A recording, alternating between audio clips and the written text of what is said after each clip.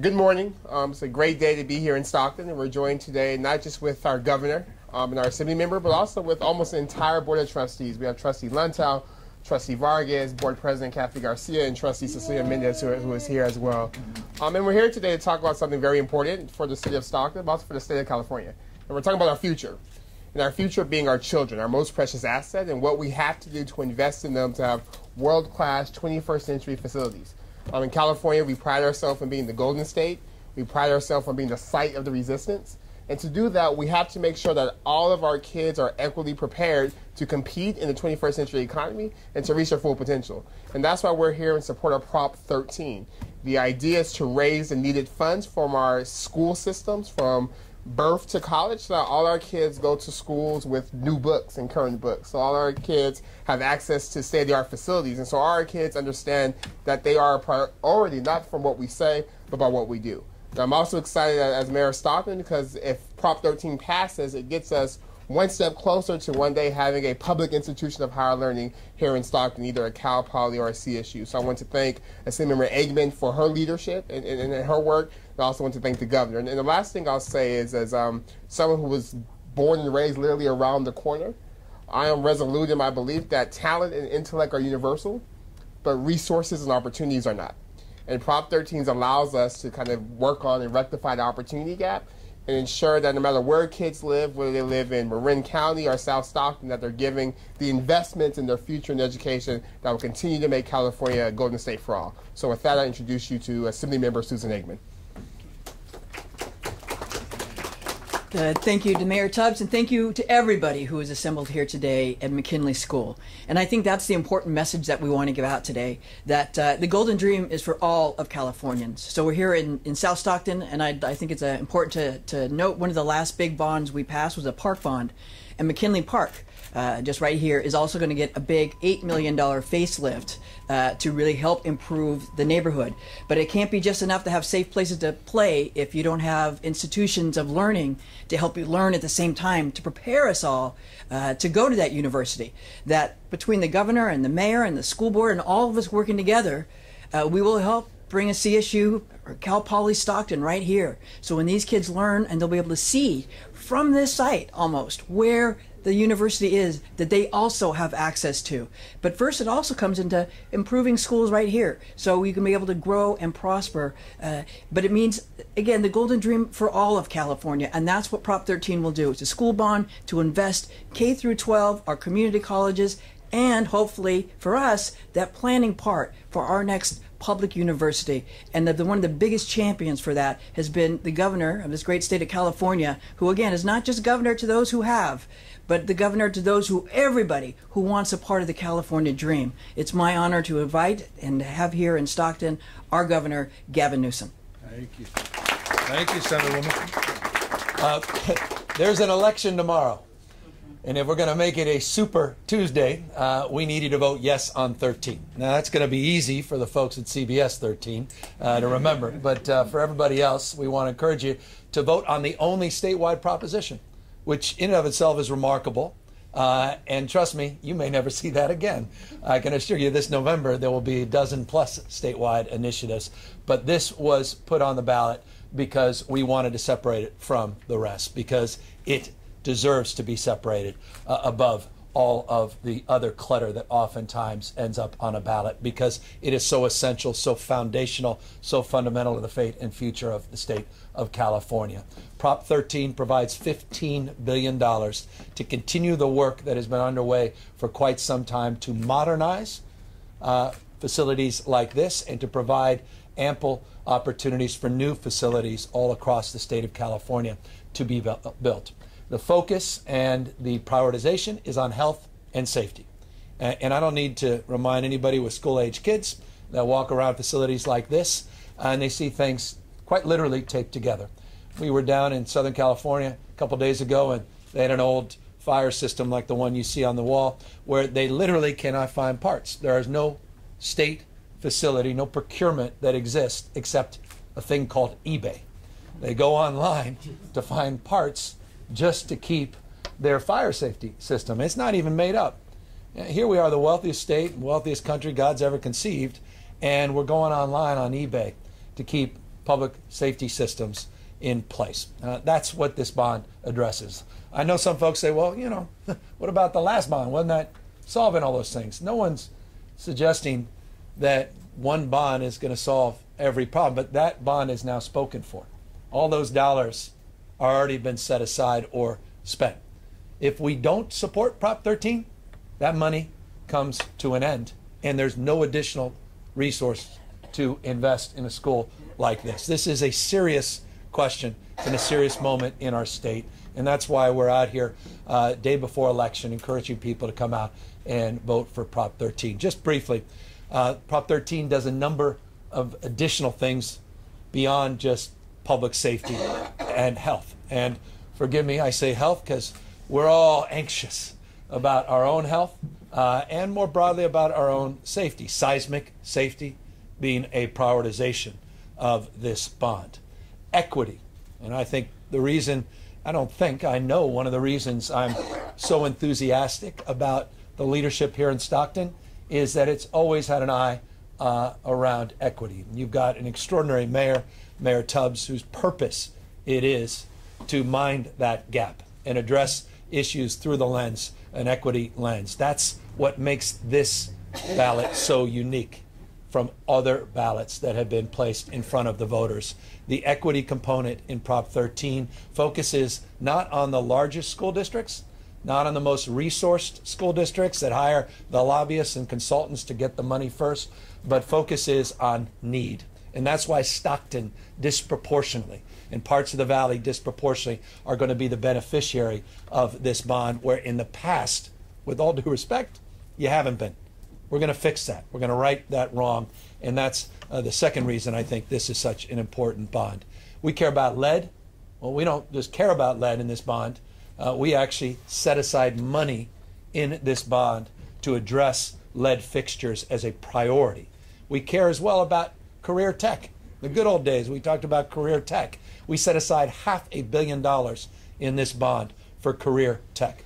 Some people that believe passionately about public education in every form and manifestation, and many that includes charter schools.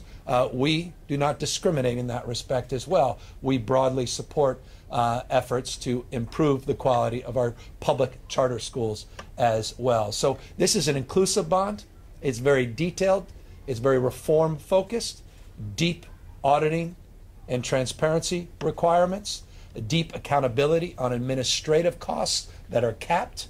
All the things that as a taxpayer we should demand that you deserve are incorporated into this bond, including, in closing, the extension of a lifelong learning mindset beyond just preschool, K through 12, but now historic support because it has been years and years and years in our institutions of higher learning. The UC system, the CSU system, and the community college system. $6 billion in this bond for our systems of higher learning with a prioritization on full cost of attendance. I know we talk a lot about, and we should talk a lot about, tuition. Tuition is a very small part of the full cost of sending your kids to institutions of higher learning. Issue of equity and costs cannot be addressed unless we address the issue of affordability, and that's housing. And one of the requirements in this bond that is novel, one of the requirements in this bond that's never been prescribed, is there has to be a plan for student housing. You're not going to get a dollar unless you organize around student housing needs to address number of people that are homeless, number of people that are housed by being stacked up in the living room, 2-3 families in one unit. We have to address that crisis head on, and this bond does that as well. So I'm very proud to support Prop 13, and I'm not naive that I never thought I'd use those words as governor, particularly growing up in the 70s. This is not your grandmother's Prop 13. This is your kid's Prop 13. So let's take back 13. Let's vote yes on 13. Thank you to Susan and her incredible team, to the Assemblywoman who has done so much to help champion this, to get it to the ballot. And I hope you'll consider her status tomorrow as well, because I am here as a strong supporter of Assemblywoman Eggman to become the next Senator Eggman of this district, and of course your extraordinary mayor, Mayor Tubbs, who deserves a second term as your mayor of Stockton, if for no other reason than he, more than anyone else, will deliver on that damn CSU Cal Poly, because I can't get him out of my head everywhere I go, demanding that we put real money behind that vision. And to all of you, thank you guys, all of you, for helping negotiate this, get this thing done, and advocating on behalf of its support. So yes, on 13. We're here to have the mayor answer any questions. Or any of us, any questions you may have. Mr. Governor, so $15 billion obviously is a big investment. You toured these campuses, these schools. You talked about safety concerns, but specifically, what are the biggest concerns for you that you see that need improvement? I think. Look, you go into bathrooms, you turn on those water fountains. You look at some of the old windows here, some of the old HVAC systems. I mean, heating, ventilation. I mean, here we are. I was just commenting how beautiful it is, but how I was lamenting how beautiful, because we're not even in the spring, but it feels like spring. It feels like summer to a lot of people. You know, the hots are getting hotter, the colds are getting colder, the wets are getting wetter.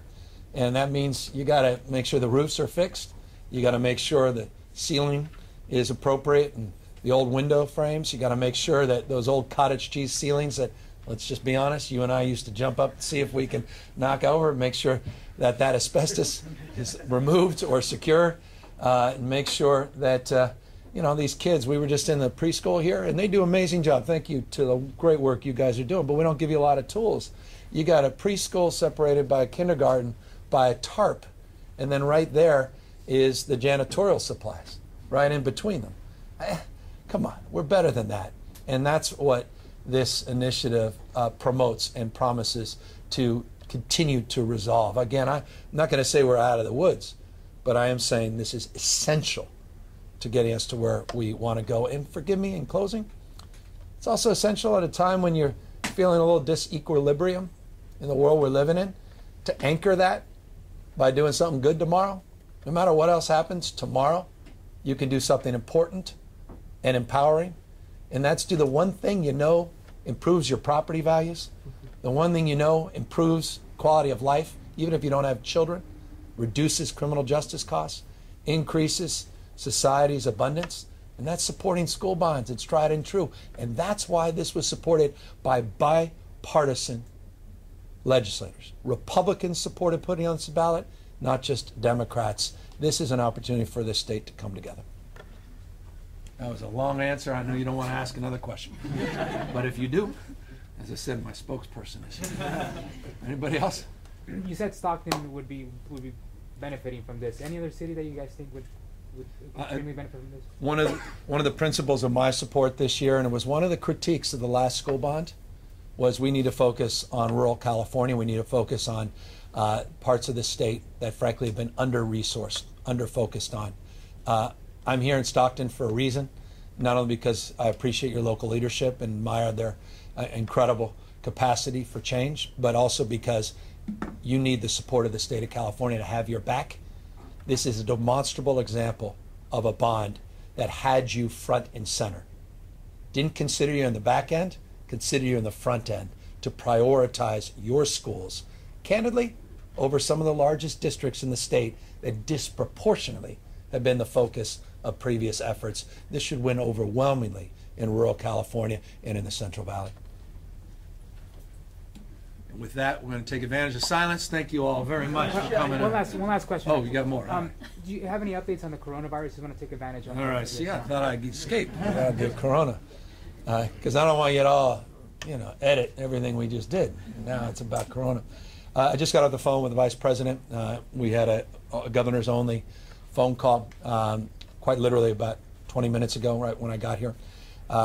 We, as you know, in California, have 43 confirmed cases.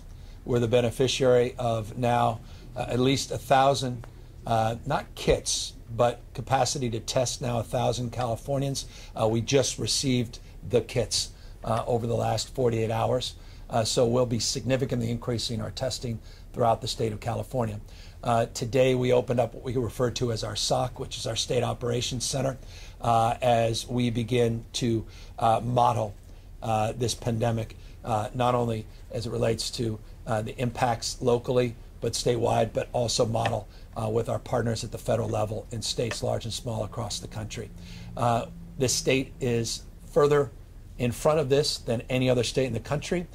We have been working with the administration since late December, and as you know, we brought in the vast majority of these repatriated flights into the state of California.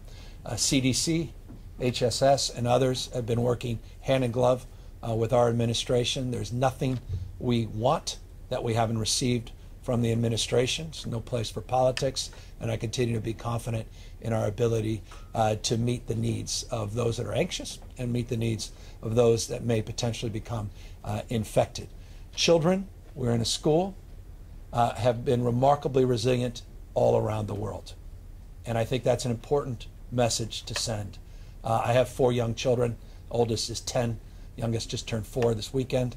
And I'm very anxious because their friends and their parents and their schools are deeply anxious. But there was not one reported, and we'll see, but none that we have received reported death of any child in China and elsewhere. So we should be confident that our children's health is paramount in terms of our focus, number one, but number two, their remarkable capacity and resiliency. So we will monitor the situation. We'll make determinations in real time, but we did have 3 new cases last night. We're up to 43. And as we test, it's inevitable. More people will test positive, but the vast majority of us may actually be exposed to coronavirus, the novel coronavirus, and not even feel the symptoms, may recover on their own and do remarkably well. A smaller percentage will have kind of symptoms that may require them to spend time at home and isolate. Others may end up in the hospital system, and we're making sure that we're ready if there's a big surge in the next days and weeks.